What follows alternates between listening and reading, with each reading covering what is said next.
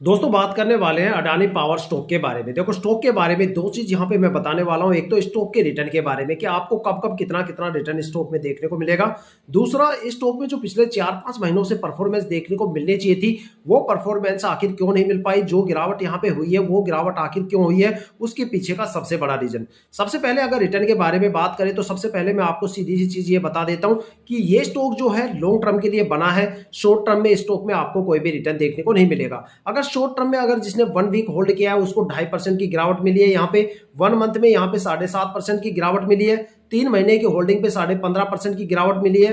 6 month की holding पे 30% की गिरावट मिली है और 9 मंथ की होल्डिंग पे 5.5% की गिरावट स्टॉक में सबको देखने को मिली है। देखा जाए तो ये स्टॉक बना ही लॉन्ग टर्म के लिए। अगर लॉन्ग टर्म में अगर आप इसके 5 साल के रिटर्न चेक करोगे किसी भी फाइनेंशियल वेबसाइट जैसे मनी कंट्रोल पे जाके या फिर अपनी ब्रोकरेज एप्लीकेशन पे चेक करोगे तो आपको पता चलेगा कि स्टॉक ने पिछले 5 साल में 792% का रिटर्न दिया है। मतलब अपने इन्वेस्टर्स का पैसा लगभग 7.5 गुना इन्होंने करके दे दिया। साथ में अगर जिन बंदों ने यहाँ पे इन्वेस्टर्स ने 4 साल यहाँ पे होल्ड किया है तो 4 साल में इन्होंने अपने इन्वेस्टर्स का पैसा लगभग 9.5 गुना से ज्यादा कर दिया।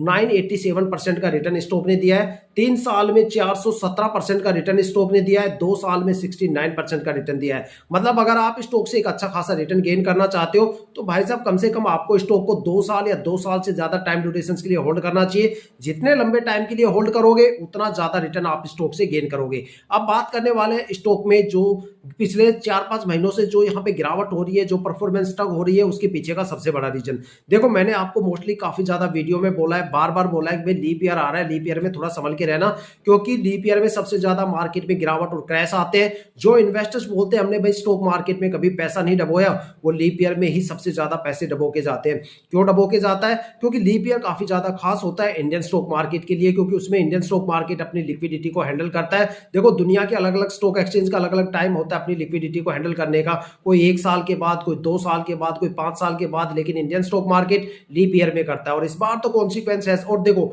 लीप ईयर में जिन स्टॉक में लिक्विडिटी सबसे ज्यादा होती है वो इस गिरावट के सबसे ज्यादा शिकार होते हैं। जिनमें लिक्विडिटी ना या ना के बराबर होती है या बिल्कुल कम होती है, हालांकि वहां गिरावट तो नहीं होती लेकिन पॉजिटिव मोमेंटम भी देखने को नहीं मिलता। ठीक है। और इस बार अगर कॉन्सिक्वेंस देखा जाए तो यूरोप के हालात काफी ज्यादा खराब थे। वहां पे जियोपॉलिटिकल टेंशन बनी हुई काफी कंट्री में, जिसको चलते वहां पे एशियन स्टॉक मार्केट पे काफी बड़ा इंपैक्ट देखने को मिला। अगस्त और सितंबर में इंडियन स्टॉक मार्केट में 2 बड़े क्रैश देखने को मिले।